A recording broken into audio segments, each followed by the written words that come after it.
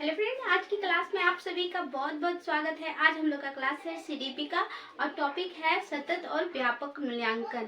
आज का topic CTET board competition कोई भी एग्जाम के लिए बहुत इंपॉर्टेंट है। आप लोग ध्यान से सुनिए और समझने का प्रयास कीजिए। तो चलिए बिना देरी किए हुए आज की क्लास को हम लोग स्टार्ट करते हैं। तो सबसे पहले हम लोग देखेंगे सतत और व्यापक मूल्यांकन, कंटिन्यूस एंड कॉम्प्रिहेंसिव इवैल्यूएशन के बारे में।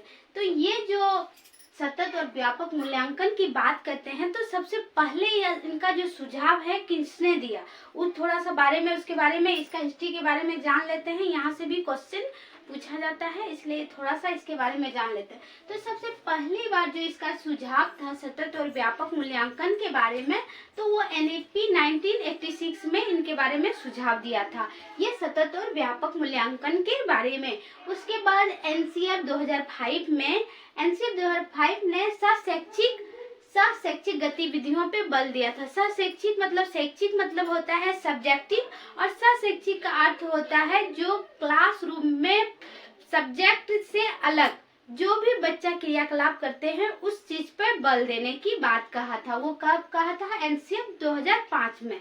तो ये भी इम्पोर्टेंट है, आप लोग इसको भी ध्यान में रखिएगा। उसके बाद आरटीई 2009 में धारा 29 भाग 1 में सीसीई को लागू करने की बात कही थी, ये भी इम्पोर्टेंट है। आरटीई 2009 में धारा 29 भाग 1 में सतत एवं व्यापक मूल्यांकन की लागू करने की बात कही है सबसे पहले, तो ये इम्पोर्टेंट है आरटीई 2009 में। उसके बाद सीबीएसई ने 2009 और 10 में क्लास 9th में इस सतत और व्यापक मूल्यांकन का लागू किया था, तो ये भी इम्पोर्टेंट है। सीबीएसई ने 2009-10 में किया था, और कौन सी क्लास में किया था? तो क्लास 9th में किया था, ये भी इम्पोर्टेंट है। और पूरे देश की बात करें तो सतत और व्यापक मूल्यांकन का लागू 1 अप्रैल 2010 में लागू हुआ था, ये भी इम्पोर्टेंट है। ये जो सारे पॉइंट है ये एग्जाम से बहुत इम्पोर्टेंट है, इसलिए आप लोग इसको भी ध्यान में रखना है। उसके बाद हम लोग इसमें सतत की बात करते हैं और व्यापक की बात करते हैं। तो सतत का अर्थ होता है लगातार, कोई भी काम अगर हम लोग करते हैं तो उसमें लगातार मतलब जो आज से शुरू किए तो आज से जितना दिन उसको खत्म नहीं करेंगे उसके ऊपर हम लोग काम करते रहेंगे, तो वो चीज हो जाती है लगातार। तो इसमें लगातार मतलब सतत में दो चीज आ जाती है, एक आता है फॉर्मेटिव और एक आ जाता है सेमेटिव। तो ये दोनों इम्पोर्टेंट है, याद रखिएगा। सतत की बात, कंटिन्यूस की बात करें तो इसमें एक निर्माणात्मक असेसमेंट आता है और एक सेमेटिक यानी योगात्मक। तो इसमें देखिए फॉर्मेटिक जो असेसमेंट होता है इसमें आता है योग, फॉर्मेटिक में आ जाता है असेसमेंट फॉर लर्निंग मतलब सीखने के लिए मूल्यांकन। जब भी फॉर्मेटिव आता है तो उसमें याद रखिएगा ये एग्जाम में पूछा जाता है असेसमेंट फॉर लर्निंग यानी कि सीखने के लिए आकलन। और समेटिक की बात करें तो असेसमेंट ऑफ लर्निंग मतलब जैसे मेरा वीडियो खत्म होता है उसके बाद हम इस वीडियो में हम लोग आकलन करेंगे जो इसमें क्या अच्छा हुआ, क्या इम्प्रूवमेंट हुआ, क्या इम्प्रूवमेंट नहीं हुआ, तो वो ऑफ में आ जाएगा। और हम ये वीडियो चलते चलते कुछ क्वेश्चन कर दिए और उसमें आपसे जवाब ले लिए तो ये हो जाएगा असेसमेंट फॉर लर्निंग। तो ये ध्यान रखिएगा, यहाँ एग्जाम में क्वेश्चन पूछा जाता है। तो सीखने का मूल्यांकन तो वो आ जाएगा सेमेटिक में।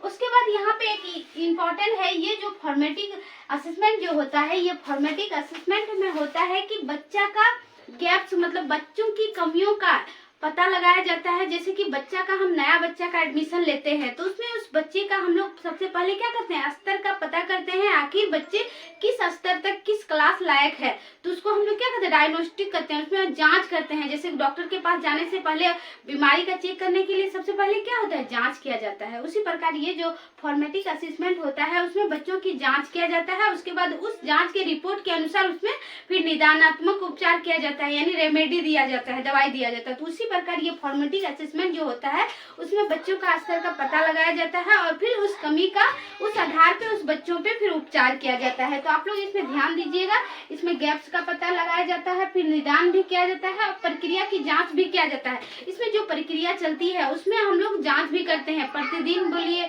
या दिन बाय दिन बोलिए या साप्ताहिक बोलिए या मंथली बोलिए, इसमें हर एक क्लास में जांच चलता है मतलब लगातार चलता है उसका असेसमेंट। उसके बाद इसमें टेक्निक टूल्स का प्रयोग होता है। इसमें टेक्निक टूल्स यानी बच्चे के शिक्षण प्रक्रिया को प्रभावशाली बनाने के लिए विभिन्न प्रकार के टेक्निक्स का उपयोग किया जाता है। जैसे क्रैम बोर्ड होता है, उसमें पोर्टफोलियो होता है, वो टाइप में इसमें टेक्निक बहुत सारे इसमें टेक्निक टूल्स में आ जाएगा, वो हम टेक्निक टूल्स का एक अलग से क्लास लेंगे, उसमें बारे में हम डिटेल से लेंगे। यहाँ पे आप लोग याद रखिएगा, इसमें टेक्निक टूल्स लगाया जाता है बच्चों के शिक्षण प्रक्रिया को प्रभावशाली बनाने के लिए, बच्चों की विकास के लिए।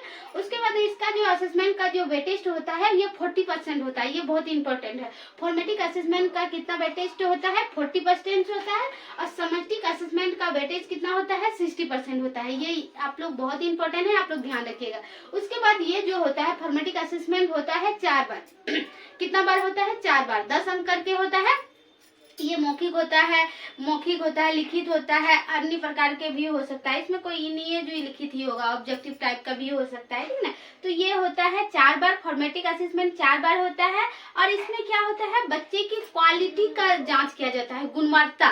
इसमें ये नहीं देखता है कितना मार्क्स आया, बच्चे का दिन प्रतिदिन उसकी क्वालिटी में उसका कितना गुणात्मक में विकास हो रहा है, वो चीज जांचा जाता है। जैसे मान लीजिए कोई बच्चा क्लास में बहुत ही तेज है, ठीक ना, और अचानक क्या होता है, जिस दिन उसका एग्जाम होता है उसके एक दिन ठीक उसका कुछ हाथ में प्रॉब्लम हो जाता है या फीवर हो जाता है, तो उसमें क्या होता है, उसका जो एग्जाम में जितना नंबर ला सकता था, उसको मान लीजिए लगता था जो वो जिला टॉप करे या क्लास टॉप करे, लेकिन क्या होता है कुछ कारण बस होता है कि वो टॉप नहीं कर पाता है। तो क्या हुआ, उसका असेसमेंट फॉर्मेटिव 0 हो गया? नहीं, उसका जो लगातार जो क्लासरूम में वो जांच हुआ था, वो जो इम्प्रूवमेंट अच्छा था, तो उस आधार पे उस बच्चा का क्या होगा, गुणवत्ता का पता चलेगा, नहीं ये अच्छा है, ठीक ना।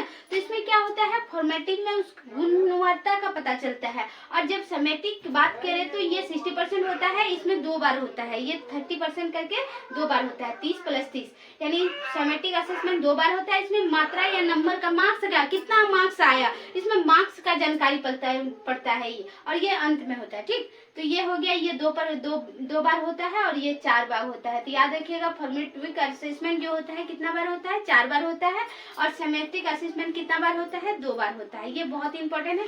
उसके बाद यहाँ से क्वेश्चन कभी पूछ लेता है, आप देखते हैं व्यापक, व्यापक के बाद हम वो वाला टॉपिक में चलते। तो व्यापक के अर्थ में होता है इसमें सर्वांगीण विकास, बच्चे का मतलब पूरा चारों ओवरऑल विकास के बारे, इसके बारे में व्यापक में बात करता है। इसमें शैक्षिक और सशैक्षिक दोनों आ जाता है।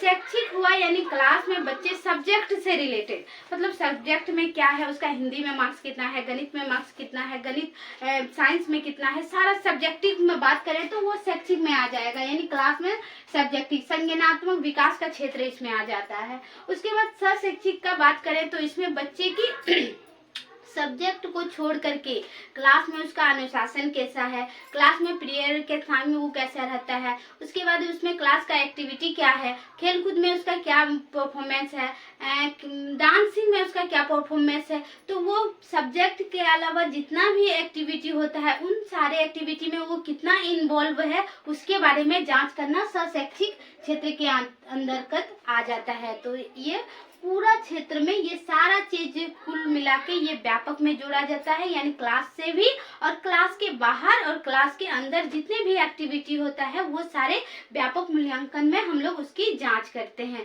तो ये शैक्षिक और सशैक्षिक व्यापक मूल्यांकन में आ जाता है। तो यहाँ पे ये सारे क्लियर हो गया। अब यहाँ से क्वेश्चन पूछा जाता है assessment for learning. Assessment for learning का अर्थ होता है कि पढ़ाई के दौरान बच्चे से क्वेश्चन करके और उसके बारे में जांच का पता करना, मतलब जो क्रियाकलाप चल रहा है उसी बीच, मतलब ये नहीं जो क्लास खत्म हुई, क्लास चल रहा है उसी दौरान प्रश्न का पूछना, वो हो जाता है असेसमेंट फॉर लर्निंग। सीखने के दौरान असेसमेंट करना। उसके बाद होता है assessment of learning. Assessment of learning का अर्थ होता है कि क्लास पूरा खत्म हुआ, उसके बाद उसमें क्या इम्प्रूवमेंट आया उसके बारे में जांच करना, यानी जो भी प्रक्रिया चल रहा है उसके अंत में जब खत्म होता है उसके बाद उसका जांच क्या, जजमेंट करना। तो ये जजमेंट करना असेसमेंट ऑफ लर्निंग में आ जाएगा, जब जजमेंट करता है उस टाइम। उसके बाद क्वेश्चन आता है assessment as learning. Assessment as learning की बात करें तो असेसमेंट एज लर्निंग में होता है कि बच्चे खुद के बारे में असेसमेंट करते हैं, जो आखिर हम पहले क्या कर सीख रहे थे और अभी हम क्या सीखे। तो जब खुद के बारे में जांच करता है तो असेसमेंट एज लर्निंग, इसमें पीयर ग्रुप में भी बातें करता है। तो ये असेसमेंट एज लर्निंग में खुद के साथ असेसमेंट करने की बात करती है। तो ये तीनों पॉइंट बहुत एग्जाम से इम्पोर्टेंट है। ये जो सारे पॉइंट है, सारे पॉइंट एग्जाम से इम्पोर्टेंट है, आप लोग ध्यान रखिएगा। और आज की क्लास आप लोग को कैसा लगा कमेंट में जरूर बताइएगा, और जो नए हैं वो हमारे चैनल को लाइक सब्सक्राइब करके जाइएगा। Thank you, take care. पढ़ते रहिएगा मन से।